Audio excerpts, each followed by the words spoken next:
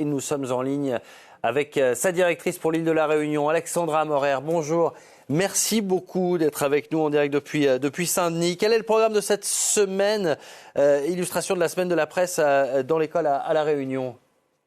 Alors le programme, il est très chargé cette semaine. C'est une semaine fort, un temps fort, donc c'est un rendez-vous. C'est la 34e semaine de la presse et des médias dans l'école. Alors nous, aujourd'hui, petit élément de contexte, c'est la reprise après 2 semaines de vacances. Et puis, c'est aussi l'été. Il n'y a pas que l'heure qui est d'été, on est en plein été. Donc, cette semaine, elle va commencer aujourd'hui par le lancement officiel qui va se faire dans un établissement juste à côté. Là, je suis dans un lycée.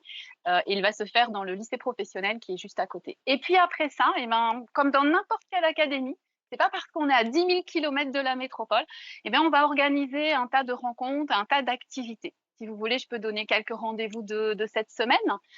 Donc demain, par exemple, on va dans un établissement du Sud mettre en première séance un dispositif qui s'appelle Interclasse, que l'on fait en partenariat avec Radio France. Demain aussi, on va lancer un concours de une qui se fait en partenariat avec le Clémy de Créteil et l'agence France Presse. Autre exemple, mercredi matin, on va organiser un webinaire pour accompagner un projet que l'on fait qui s'appelle Défi Data. Ce webinaire va permettre aux enseignants qui sont embarqués dans ce projet de pouvoir comprendre, de pouvoir faire la deuxième phase de leur projet, à savoir réaliser une infographie sur la place des femmes dans certains titres de presse. Quelques exemples parmi d'autres, parce qu'on sait bien que l'essentiel, il se passe dans les classes, il se passe dans les établissements. Nous, on accompagne, on impulse, on essaye de favoriser les rencontres, mais sinon, tout se joue avec les profs et les élèves. C'est pas la première année que vous participez à cet événement. Quels sont vos retours d'expérience jusqu'à présent?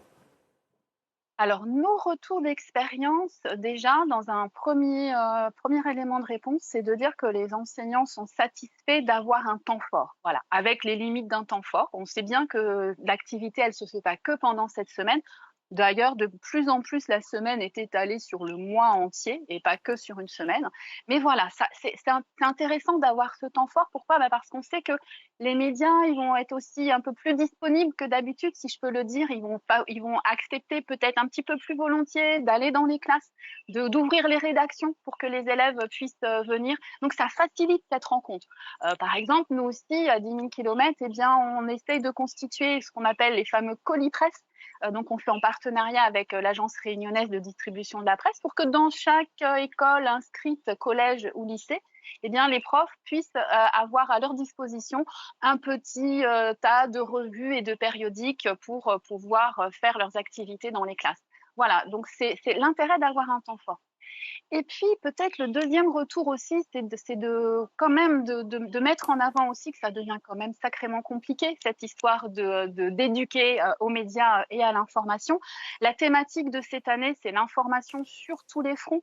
Et on est bien dans ce contexte-là, à savoir comment, par exemple, mettre en avant le journalisme de guerre, comment l'expliciter. Alors, on trouvera, par exemple, dans le dossier pédagogique que l'on joint à nos fameux colis presse, 2 fiches qui permettent d'aborder cette thématique, notamment avec le site de Bellingcat et l'OSINT, le renseignement d'origine source ouverte en français. C'est aussi toute la thématique autour de l'attention, comment les plateformes captent notre attention et comment on peut essayer de sensibiliser les élèves sur ces thématiques-là et essayer de mettre en place d'autres activités, en tout cas déjà d'en prendre conscience.